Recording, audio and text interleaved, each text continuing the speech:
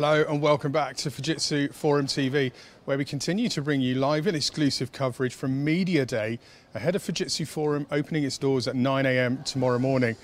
There's still lots of work happening to get the venue ready, so if you hear public address banging, even some music playing, it's because there's a lot of preparation going into getting the venue fit for the 12,500 business leaders flying from more than 80 countries around the globe who walk through those doors tomorrow morning.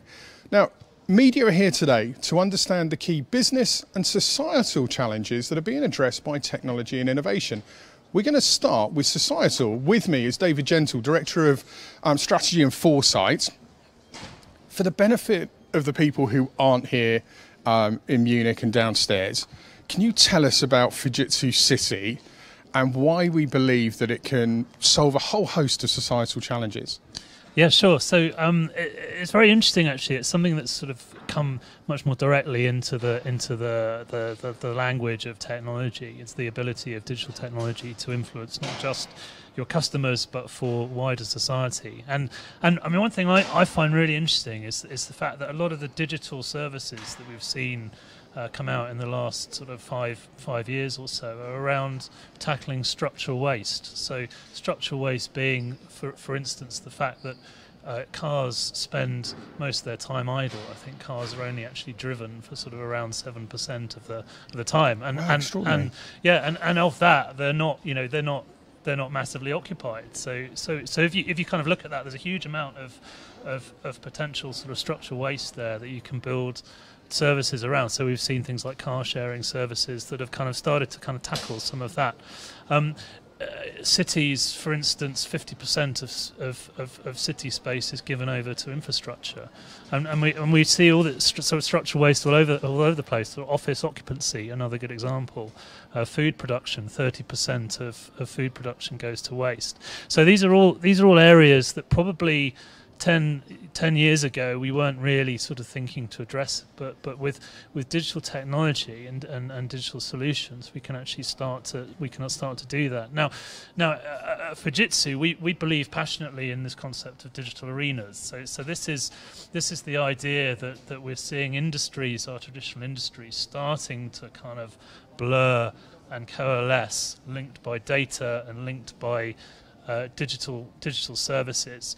So we think this is now, businesses should no longer think about a specific industry, but think about how can they create an ecosystem, how can they work with other organisations to build these sort of bigger services, if you like, that are oriented more around people. And so we think this is a big change in kind of the economic landscape, if you like, and this is why, for instance, our Fujitsu City is kind of central to our message here at Forum.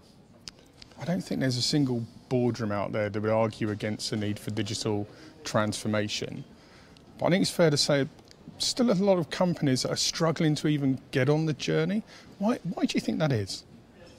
So I think it's a really good question, and actually, if you'd asked me that a year ago at Forum, we'd done some research ahead of the event, which found that actually organisations were really struggling to execute on digital. They all bought into the concept of digital, but they were kind of really finding it hard actually to respond and be able to kind of to really action it. Since then, I think we've sort of found out a little bit more, and we think that that really it's about being able to orientate around people. I think a lot of organisations are sort of seduced by digital, or they focus on the technology. We need to do some AI, we need to do some cloud, we need to do some IoT, without really thinking about what it is that the technology is there to do. And I think if organisations can focus more on actually what's the technology there, why are we digitalising, what are we going to do in terms of, say, creating value for our customers, empowering our employees, then I think that's when organisations can really march ahead with digital. And I think a lot of that actually means a change of mindset. It's about thinking perhaps a bit more wider around sort of how you're using technology, what skills your people have, and quite often it takes leadership and it requires innovation around, maybe even sort of forgetting some of the assumptions or challenging some of the assumptions that your business is based on. Really kind of getting to some quite sort of fundamental issues like that. It's quite clear data's got a key role to play, particularly if a business is to go and unlock its potential. I think you made a really salient point, understanding the technology that is going to impact. I think there's a lot of business leaders watching this that will be asking, well, what are the technologies that's going to impact my data, and what should I be looking at? If chief officers watching this, what's going to be on their radar over the next few years? So, again, that's a really interesting question. I think it's very easy to kind of be caught up in hype around a particular technology or set of technologies, and clearly there have been some very big technologies that we've been, have been the kind of the mega trends over the last few years. Certainly artificial intelligence is really big at the moment, and I would say that the significant thing about artificial intelligence is its ability to give us access to different sorts of data, data that perhaps wasn't so accessible in the past. For instance, things like images and sounds and moving pictures and so on. So AI is opening up new possibilities for examining new sorts of data, and that's giving us kind of tremendous opportunities. But I think it's very easy to get seduced by a particular technology. What we think at Fujitsu is actually that it's really the coming together of a whole set of technologies is where people need to focus. So for instance, Internet of Things technologies, fantastic technologies for providing data. We have a customer CIO I was talking to recently who he said it's impossible to separate IoT and AI, because IoT creates the data and AI analyzes the data. Likewise, security technology is becoming so important. If you're in healthcare, if you're in financial services, you can't even start with data unless you can be sure that it's secured and you're not sort of creating issues around privacy and so on. And things like cloud technologies, the underlying technologies that allow you to sort of connect and bring things together. So it's perhaps not so much about focusing on one technology. It's more around, what does the end-to-end story look like, and how do the technologies link up? That's what's most important. David's reference to security then, if that's just sort of turned your head, the back end of day 2, we actually closed Fujitsu Forum on a security interview. Some stats that were shared with me off camera earlier. Within 2 years, 20 billion IoT devices are going to be connected. 80% of our data will be going through the cloud. Here's the kicker. $600 billion is lost to cybercrime. So given your points and the importance of it over the coming years, you probably want to tune in for that one. Let's talk UN Sustainability Development Goals, because I know within Fujitsu Vision, the focus on human needs is key. Why does this mean so much to Fujitsu, and why should other organisations be following suit with the philosophies that you're adopting? Yeah, so on that one, to begin with, it's been sort of part of our culture really at Fujitsu for some time. I think being an Asian-oriented company, I think we naturally have an inclination towards thinking around society. However, I would say that has been greatly accelerated in the last few years by simply the changes that we've seen around new technology and the way that the world is changing and the disruption that we're seeing.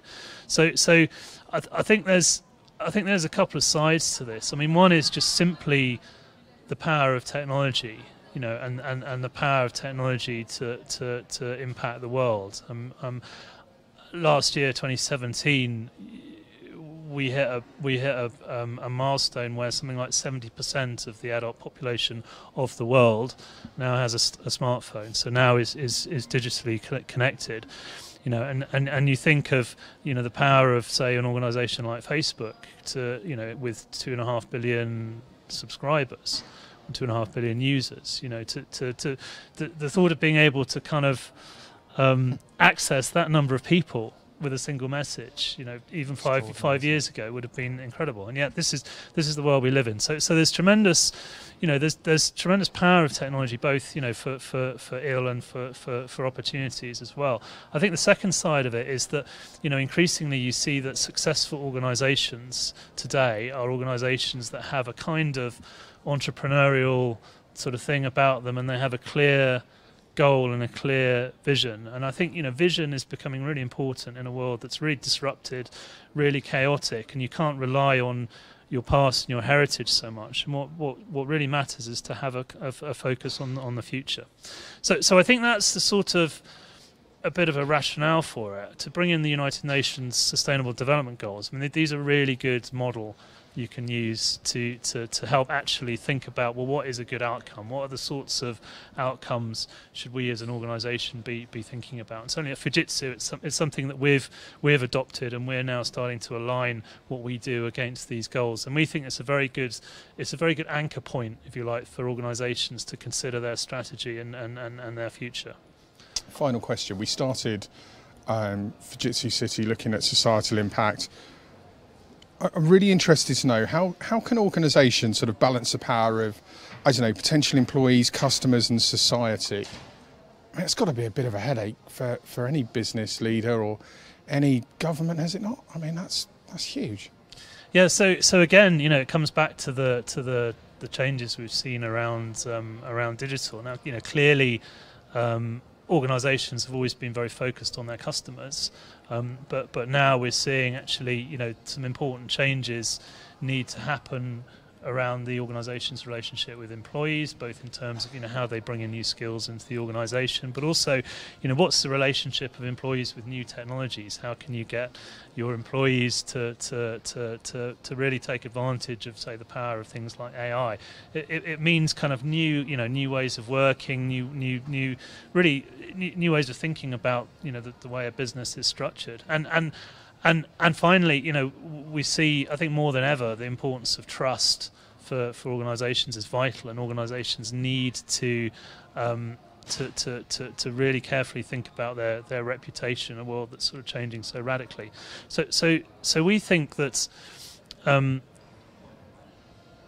really the way to bring that all together is in co-creation. So around how you can kind of bring people together, not just your own employees, but people from external organisations, your customers, and actually use the power of digital and the connectivity of digital and the power of data to collaborate, to drive innovation, to drive these more sort of human-centric services that we think people are looking for. So in a nutshell, really, that is why the theme of our event today is digital co-creation for success. I couldn't have ended it better myself, David. Thank you so much for your time.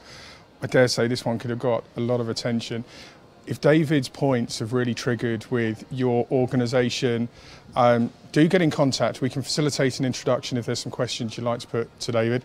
Media Day is today at Fujitsu Forum, ahead of the doors opening at 9 o'clock tomorrow morning. We're going to continue to bring you live and exclusive footage across Fujitsu Forum TV. The mission is to surface not just societal challenges like David's highlighted, but also business challenges. One of the biggest business challenges happening right now is taking place in retail, an industry divided by two stories. On one hand, the overachievement of Amazon, a huge success story as a business model, but that's against the backdrop of failing high streets. Up next, we're talking to CTO of Retail and Hospitality, Glenn Koskela. He's got some interesting views on a theme behind the failed retailers. He also believes that retailers cannot just combat the issues, but they can thrive on the high street. That one's next. What time are we? It'll be about 16 minutes time, so hopefully you can join us at 3 o'clock for that one. Plenty more to come from Media Day at Fujitsu Forum. Thanks for watching.